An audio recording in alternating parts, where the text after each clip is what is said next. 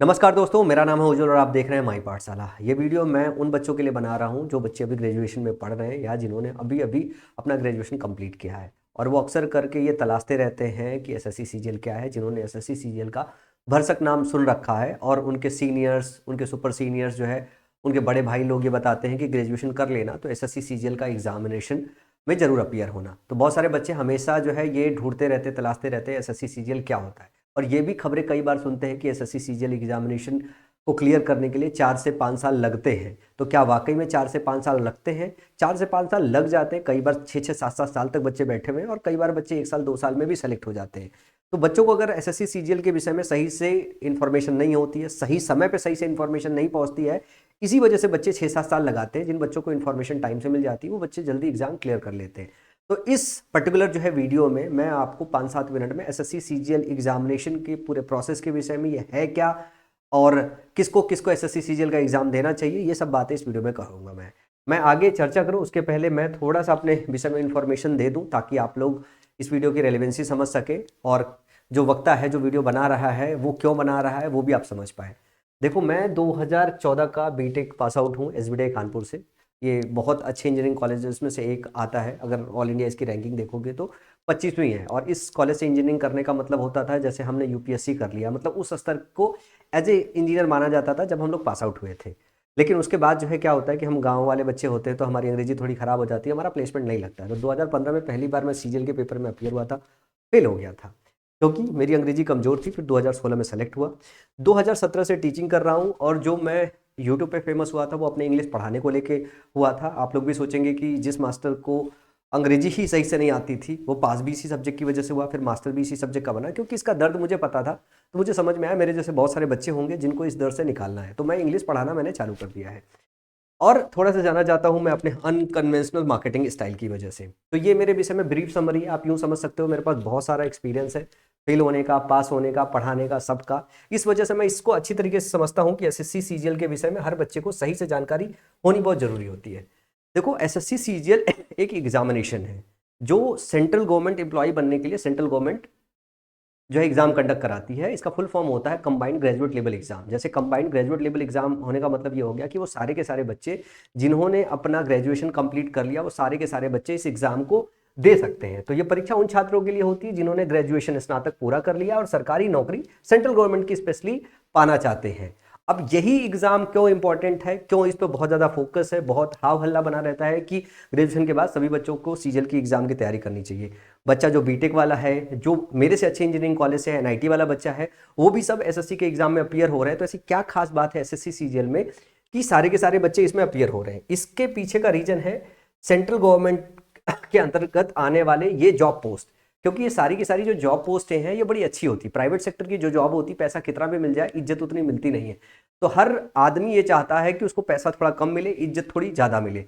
अगर हम central government की बात करें तो सेंट्रल गवर्नमेंट में एक टॉप लेयर होता है जिसमें यूपीएससी आता है, उसके बाद उसके नीचे के जो है पोस्ट आते हैं। जैसे अगर आप सेंट्रल गवर्नमेंट में जॉब देखेंगे तो ग्रुप ए होता है, ग्रुप बी होता है, ग्रुप सी होता है, ग्रुप डी होता है। तो इस तरीके से बना हुआ होता है। तो जो ग्रुप ए होता है उनकी भर्तियां यूपीएससी एग्जाम कंडक्ट कराती है। ग्रुप ए के बाद जो आता है group B gazetted, group B और ग्रुप सी वाली जो जॉबें होती हैं जो यूपीएससी के बाद बड़ी जॉब पोस्टें होती हैं, वो सारी के सारी आपकी एसएससी सीजीएल एग्जामिनेशन के थ्रू भर्तियां कराई जाती है। अगर इनमें अगर आप ध्यान से देखोगे तो जैसे इनकम टैक्स इंस्पेक्टर हो गया, असिस्टेंट ऑडिट ऑफिसर हो गया, असिस्टेंट सेक्शन ऑफिसर हो गया, इंस्पेक्टर प्रिवेंटिव ऑफिसर, एग्जामिनर्स हो गए, सब इंस्पेक्टर एनआईए में हो गया, सीबीआई में हो गया, जूनियर स्टैटिस्टिकल ऑफिसर्स हो गया, अकाउंटेंट, ऑडिटर्स हो गए।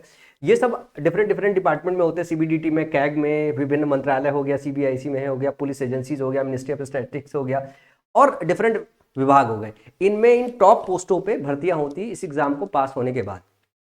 हम अक्सर करके मूवीज देखते रहते हैं, जैसे हमने सिंघम दे दिया या दबंग देख लिया, तो उसमें ये पता चलता है कि अगर हम पुलिस ऑफिसर बन गए, हम एनआईए वाले बंदे बन गए, हम सीबीआई वाले बंदे बन गए, तो हमारे पास अनलिमिटेड पावर होती है। वहीं रेड जैसी मूवियाँ हमें ये बताती है कि हमें इनकम टैक्स इंस्पेक्टर बनना चाहिए, हम उस जॉब पोस्ट पे पहुंचेंगे तो हमारे पास बहुत ज़्यादा ताकत होती है।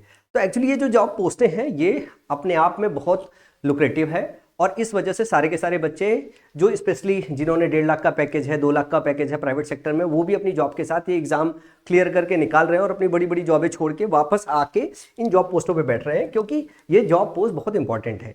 इस एसएससी सीजीएल एग्जामिनेशन को मिनी आईएएस भी बोला जाता है। मतलब अगर आपने आईएएस बन लिया तो अपने आप में बहुत बड़ी बात है, और आईएएस नहीं बन पाए तो ये सारी पोस्टें ऐसी होती हैं जो आपको कभी ना कभी आईएएस बनने के सपने को लेटर स्टेज में प्रमोशन के थ्रू सॉल्व कर देगी। कि अगर आपने 21 साल की उम्र में ये काम कर लिया है तो आप 40 साल की उम्र तक जो आईएएस से भर्ती होने वाली पोस्टें होती हैं वहां तक आप प्रमोट हो सकते हो। ये इस तरीके का जॉब होता है, स्पेशली इस वजह से इनकी डिमांड भी बहुत ज़्यादा होती है। अब इन पोस्टों पे भर्ती होने के लिए एसएससी सीजीएल का जो एग्जामिनेशन होता है उसका पैटर्न आपको समझना होता है कि एसएससी सीजीएल एग्जामिनेशन कैसे होता है। SSC CGL examination actually 2 phases में होता है, टीयर 1 होता है, टीयर 2 होता है, उसके बाद डॉक्यूमेंट वेरिफिकेशन होता है, फिर फाइनल मेरिट के हिसाब से जो है सिलेक्शन होता है। टीयर 1 के मार्क्स जुड़ते नहीं है, ये क्वालिफाइंग इन नेचर होता है। टीयर 2 के मार्क्स जुड़ते हैं। टीयर 1 में अगर मैं बात करूं तो 4 सब्जेक्ट आते हैं। एक आता है मैथ, दूसरा आता है इंग्लिश, और तीसरा आता है आपका रीजनिंग, चौथा आता है जीके या इसको जीए नाम से जाना जाता है, जिसमें आप सब कुछ पढ़ लेते हो। GK, GS, current affair, science, सब कुछ इसी के अंतर्गत आ जाता है। मैथ्स यहाँ पे आपकी एप्टीट्यूड चेक होती है, अर्थमेटिक और एडवांस दोनों चेक होता है, अच्छे लेवल का चेक होता है। इंग्लिश में आपको वोकैब, कॉम्प्रिहेंशन और ग्रामर, तीन का तीनों सेक्शन इंग्लिश के सेक्शन में क्वालिटी वाइज चेक हो जाता है। उसी तरीके से पूरी रीजनिंग आपकी चेक कर ली जाती है। Verbal, non verbal, analytical reasoning सारी की सारी इसमें चेक कर ली जाती है। ये जो होता है ये आपके जो है 200 नंबरों का होता है, क्वालिफाइंग इन नेचर होता है। और अगर कट ऑफ की बात करें तो आप देखो जैसे इस बार अगर 2025 के हिसाब से देखोगे तो 135 नंबर अगर आपका बन रहा है, जनरल कैटेगरी से बिलोंग कर रहे हो तो आप टीयर 1 को क्वालिफाई कर जाते हो। इसमें सेक्शनल कट ऑफ नहीं होता है कि नहीं मैथ हो में इंडिविजुअल हो, इंग्लिश में इंडिविजुअल हो, रीजनिंग में इंडिविजुअल हो, जीके या करंट अफेयर में इंडिविजुअल हो, इनमें इंडिविजुअल नहीं होती। ओवरऑल आपको 200 में से 135 के ऊपर नंबर लाना होता है। अगर 135 नंबर ऊपर ला रहे हो इसका मतलब है आप क्वालिफाई कर जाओगे टीयर 2 देने के लिए। और ये मार्क्स जुड़ते नहीं है तो क्वालिफाइंग करना जरूरी है। मतलब 135 से लेके 200 के बीच में आप कहीं आए हो, मतलब आप क्वालिफाई कर गए हो, अब इसके बीच का कोई भी नंबर हो आप टीयर 2 दे सकते हो। जिस बच्चे का इस रेंज में स्कोर होता है उसकी प्रिपरेशन का स्तर ऐसा होता है कि बट ऑब्वियस बात है कि टीयर 2 में उसका स्कोर अच्छा बनेगा। लेकिन किसी वजह से उस पर्टिकुलर दिन में आपका पेपर खराब हो जाए और आप 135 के वाले सेक्शन की साइड में भी हो तो भी आपके पास पूरा चांस होता है कि आप टीयर 2 को टॉप कर सकते हो।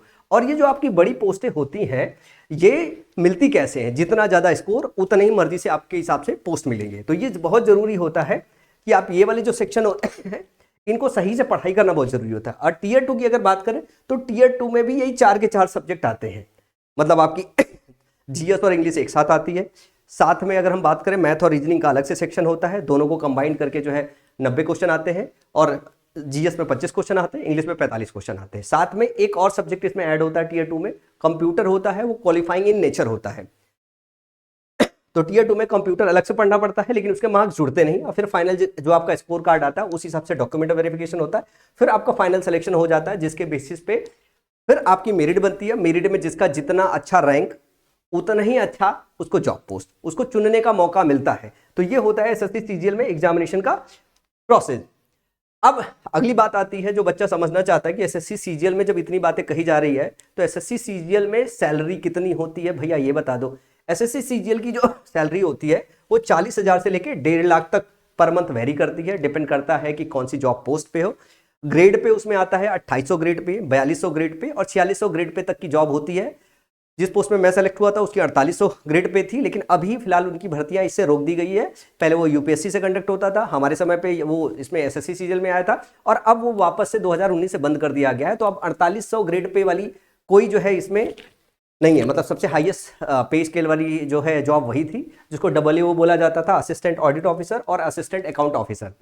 अब इसके बाद अगर बात करें तो 1.5 लाख तक की जो सैलरी बढ़ती है उसमें XYZ 3 सिटी होता है। सिटी के हिसाब से फिर आपका जैसे ज़्यादा महंगा शहर है तो वहाँ आपको ज़्यादा पर्क्स वगैरह मिलते हैं, तो सैलरी वहाँ पे ज़्यादा बन जाती है। तो सैलरी वाइज ये अपने आप में बहुत बढ़िया जॉब है।